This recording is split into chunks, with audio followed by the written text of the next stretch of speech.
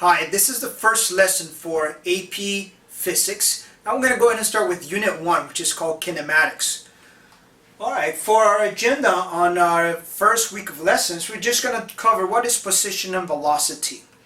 So our objectives for this lesson is students will be able to express motion of an object using a narrative, so that means that they're able to describe it in writing, also mathematically, and they'll also be able to read a graph and produce a graph as well.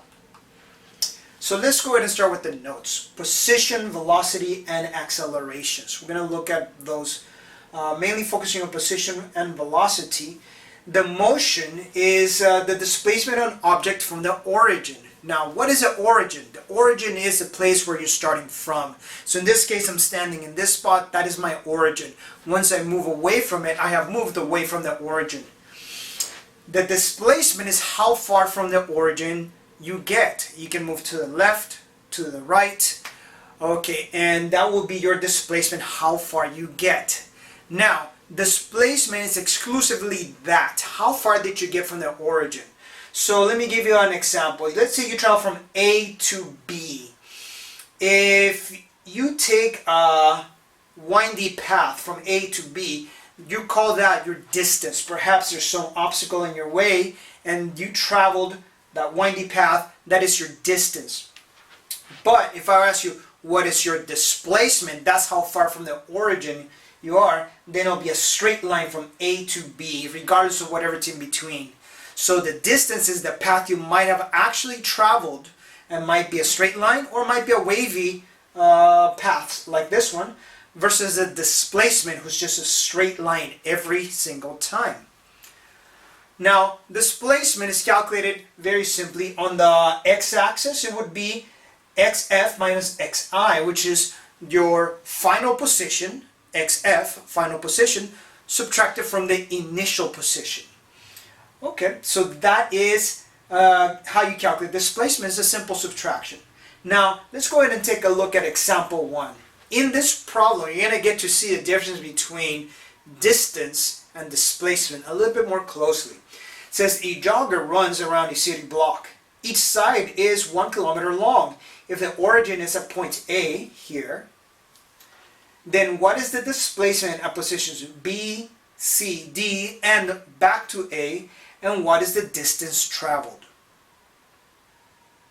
Alright, so let's begin the problem. So when our runner is at point A, he's at the origin, and distance travel will be 0. And displacement for that place will be 0 as well. When they go from point A to point B, they have traveled 1 kilometer. So I'm going to put 1 kilometer here for B, because that's how far they are. They have traveled. And for the displacement, same number. Now C is the one that gets a little bit different. Our runner started at A, went to B. Now they're at point C. What is their distance they've traveled? 1 kilometer this way, 1 kilometer that way. So you would say they've traveled 2 kilometers.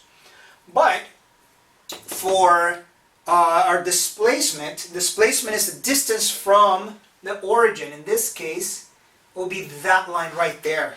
Now, assuming that's a right triangle, since it's a city block, that distance will be about 1.41 kilometer. I used Pythagorean theorem to figure that out.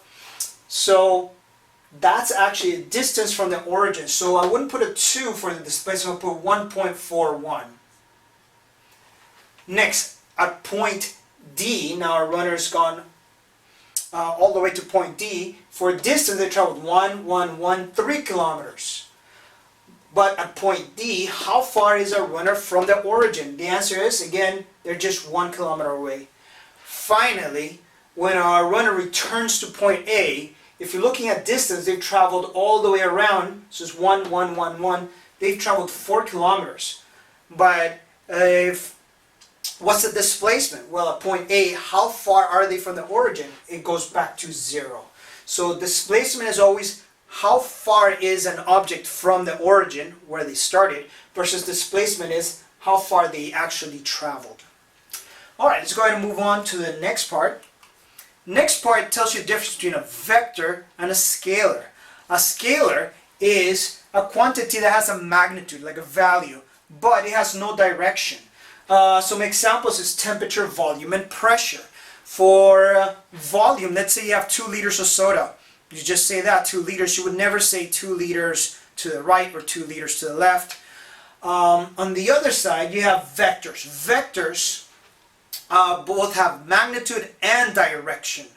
So, for example, I'm going to move 2 feet to my left, or I'm going to move 2 feet to my right. So that is a vector because I gave you the magnitude, 2 feet, plus the direction to the left or to my right. Usually vectors are written with the symbol with a small arrow on the top. Now, how do you calculate velocity? Velocity is going to be the displacement over the time. The change in displacement over the change in time. Now, if you look at this formula closely here in our physics class, you realize that that really is nothing more than the slope formula from your math class. y2 minus y1 over x2 minus x1.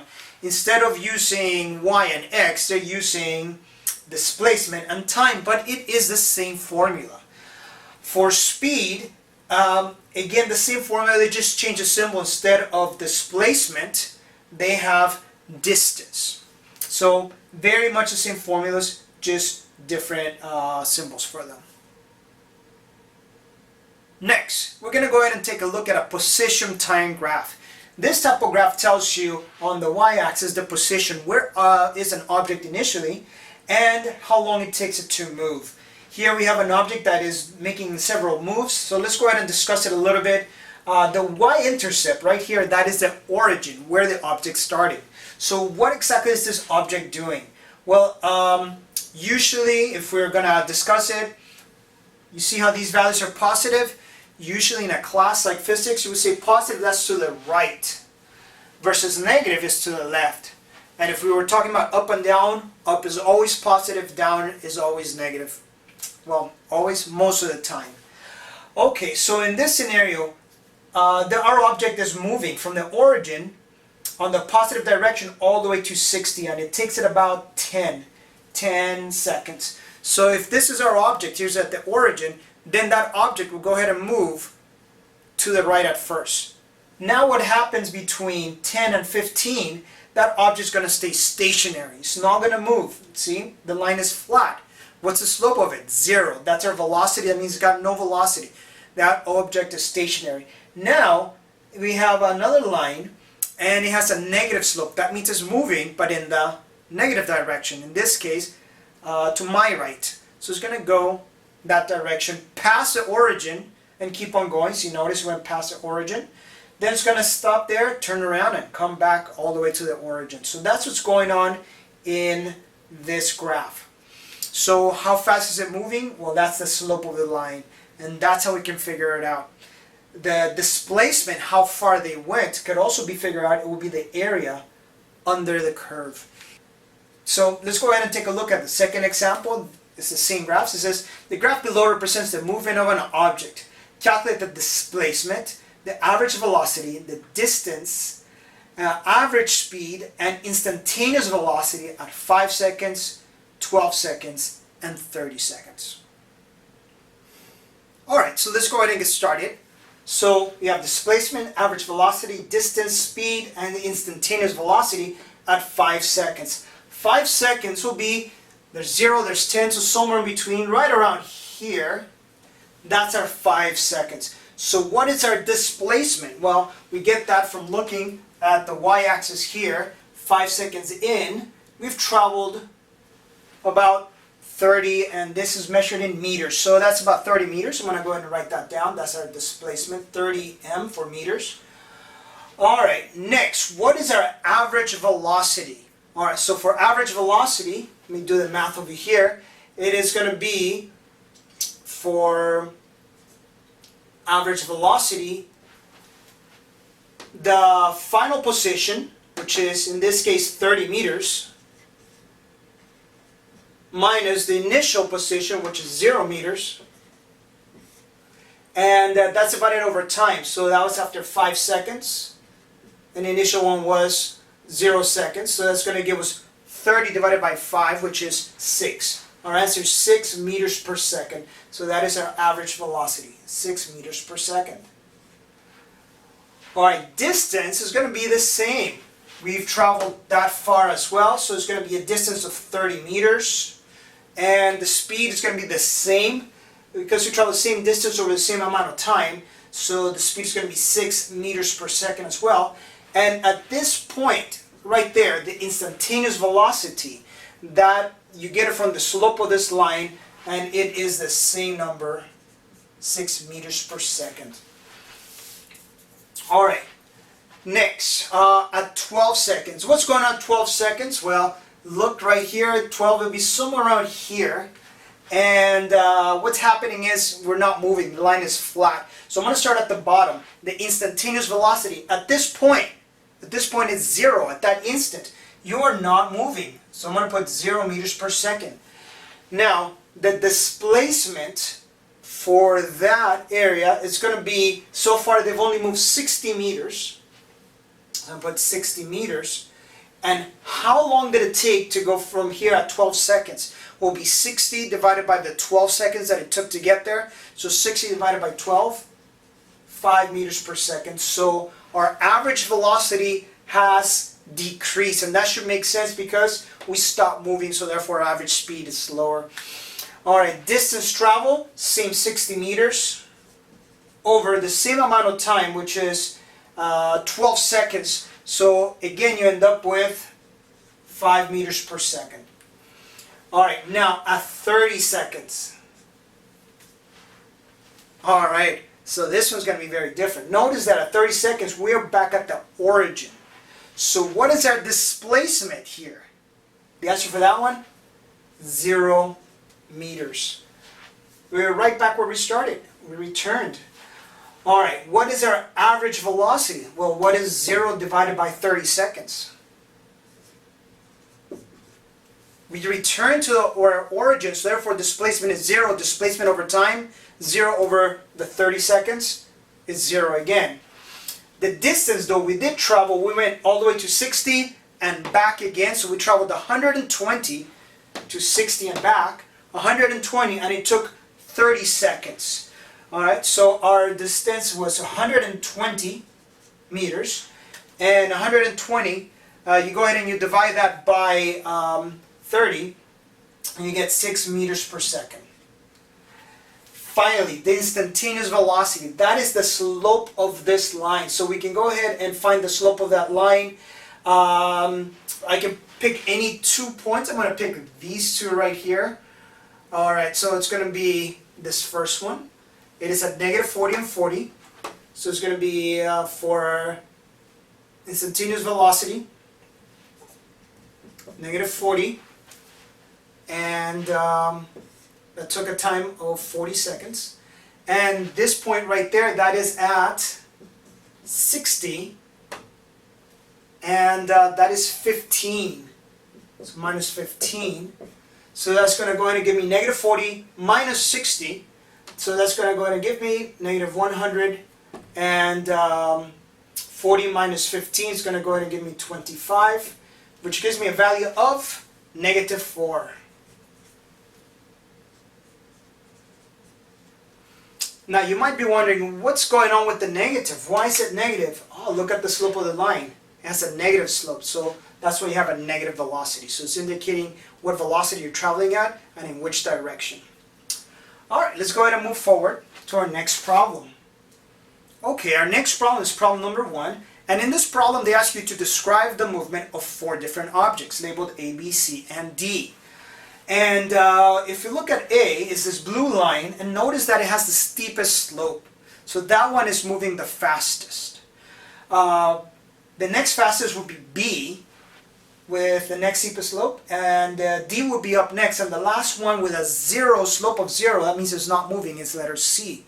So they ask you for a description. I would say A is moving from left to right. See, it's going in that direction, from left to right, at the fastest speed.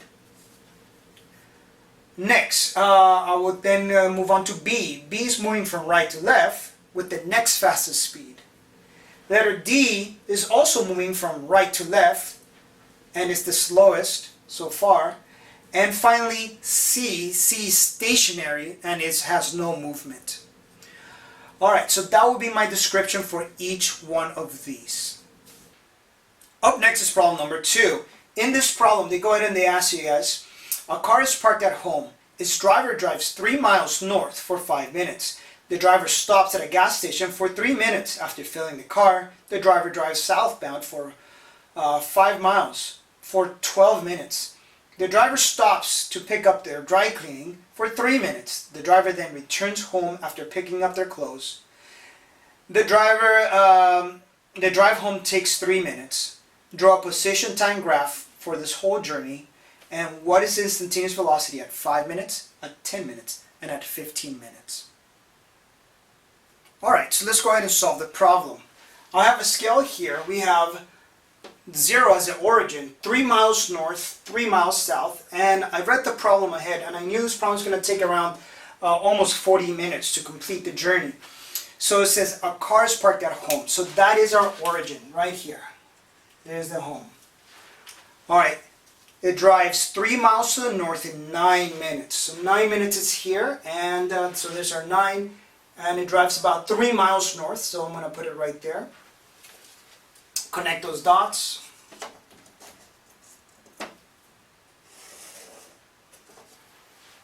Wonderful. What's next? It says the driver stops at the gas station for 3 minutes. So from 9 all the way up to 12 right here, our driver is at the gas station gassing up, and they're a full stop. So what does that line look like? It's just a flat line. They're not moving, so it's just a flat line. Up next, they ask a question. It says, after the gas station, after filling up the car drives 5 miles southbound for 12 minutes. So right here, we are at 12. So it's going to drive for an additional 12 minutes. So it's going to be 12 and 12, 24. So it's going to take that long. He's going to drive 5 miles. So he's here. So it's 1, 2, 3, 4, 5. So right around here, that'll be a good representation of where he's going. Let me get that as close as I can to be accurate. Alright, so now I'm going to go ahead and connect those 2 dots.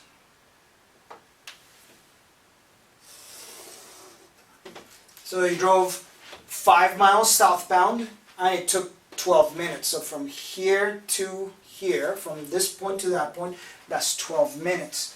The driver stops to pick up the dry cleaner for 3 minutes. So we're at 24, 3 minutes to that, so we're at 27. So he's in the same spot. The displacement hasn't moved. So that's just going to be a straight line. It's not moving, he's picking up his dry cleaner. After that, the driver is going to go ahead and head home.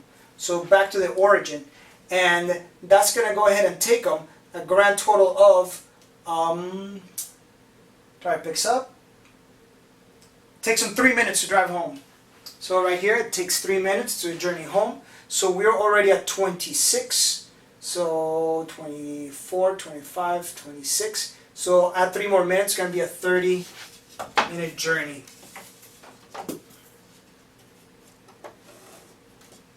There we have, he's back home. Alright, so that's just draw a position time graph for the whole journey. And there we have it. Alright, so that's our position time graph for it. What is the instantaneous velocity at 5, 10, and 15 minutes? Alright, so we're going to go ahead and take a look at that. At 5 minutes, what is the velocity at that point? At 10 minutes, and at 15 minutes. Right around here. Alright, so those are the 3 points that they asked us. So part 1, draw the graph. So there we have it. Part 2, go ahead and figure out instantaneous velocity at those times. Alright, so let's go ahead and do that. The first one right here, it is, let's see, approximately instantaneous velocity. How do we get instantaneous velocity? The easiest is to get the slope of the line. So we're going to go ahead and do that. So what is our velocity? I'm going to use this point and that point. Alright, so here we are at 3 miles over, and it took 9 minutes. So that's our first point. And the origin, which is at 0 miles, and that took 0 minutes at the very beginning. Alright, so again, how do I get the instantaneous velocity? It is the slope of the line. Okay, so it's going to go ahead and give us 3 miles over 9 minutes. So our velocity is just about 0.33 miles per minute. Sorry, miles per minute. Alright, so that's the answer for the first problem. Alright, the next one, so that was at 5. The velocity at 10. Alright, for this one, I'm not going to do a lot of math because if you look at the line, it's flat. So what's the slope of that line? 0. So it is 0 miles per minute. Alright, the last one, it is this line that we're going to go ahead and take a look at. So I'm going to go with velocity after 15 minutes. And let's see, I'm going to go from here to there. What points are we at? I'm going to use this point and that point to get the slope of this line. So we are at displacement. We are at -2 minus, I'm sorry, that took 24 minutes. And this point right here, it's at 3. And to get that one is at 12 minutes. So it gives me a -5. That gives me a 12. So our answer is going to be -5 divided by 12. 0.41. And that is in miles per minute. Alright, notice that it came out negative. Why is it negative again? Notice the slope of the line is down. Also notice that this line is steeper than the first line, so it makes sense that it has a larger value than after 5 seconds. Alright, that takes care of problem number 2, and that brings us to the end of the lesson. Thank you for watching.